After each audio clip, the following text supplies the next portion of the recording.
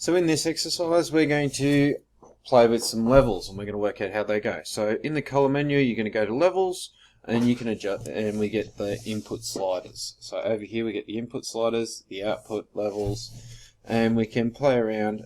Generally we use the input sliders to increase contrast in some part of the image. The output sliders will decrease contrast throughout the images.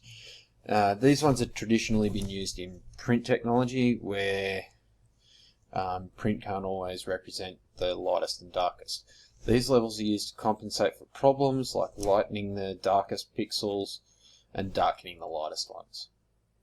So they preserve shadow and can highlight detail, but at the cost of reducing the overall contrast. So the image looks flatter, and you would know what amounts to set here if you're getting something printed.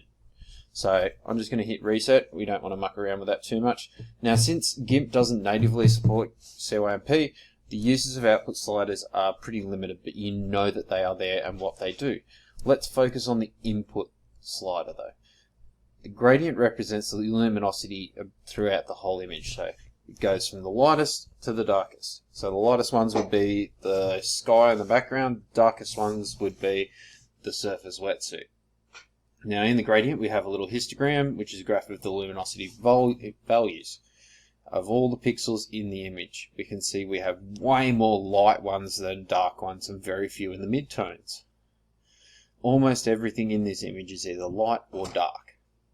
So we have slider controls under the gradient from the black point all the way through to the midpoint to the light point. And with preview on you can select and play around with those sliders.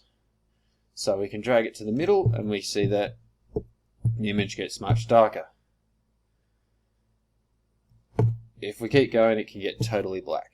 Now on the left point, the black point of the slider will be replaced. In this effect you can see reflected in all the sliders. So grey values are now, as they show underneath, though anything that was dark is now black. So for the sliders the exact midpoint is 128 because it's a 256 level point.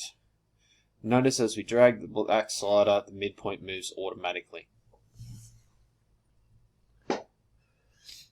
And we can drag it all the way back to reset the image. Now let's play with the light point. We get the opposite effect. The entire light part of the image is blown way out of proportion. Naturally, obviously, because you're losing a lot of that detail. You can see all the pixels covered there that are no longer covered. Alright, now you can drag the midpoint slider independently, although it always moves whenever you drag the white or the black point. That way you can lighten or darken the image without clipping the shadows or highlights with the other two sliders. So some people like to keep an eye on the histogram and drag the black and white points. There just seems to, just to where it starts to see a significant amount of pixels being clipped. So there and there should work us out, and then drag the midpoint slider to emphasize the highlights.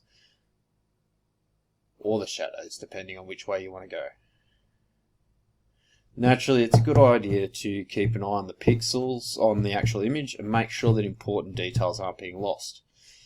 So you may not care if some shadows get plugged up or some highlights get blown out, but it depends on the image and what's important in that image.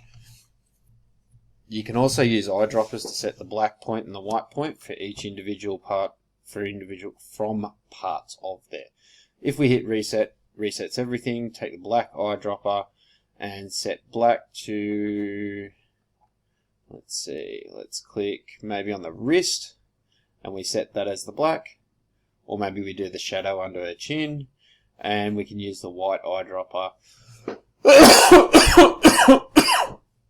for something that you're happy to blow out to pure white, like the sky there under the surfboard.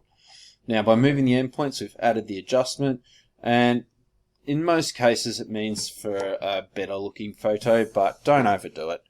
We've been moving with luminosity so other colours haven't shifted. If you did want to shift other colours, say to remove a colour contrast or create a special effect, you can target that with a different channel. So maybe you want to target the red or green or blue channel. this is what we do with levels. Can you upload your improved image on Google Classroom, please?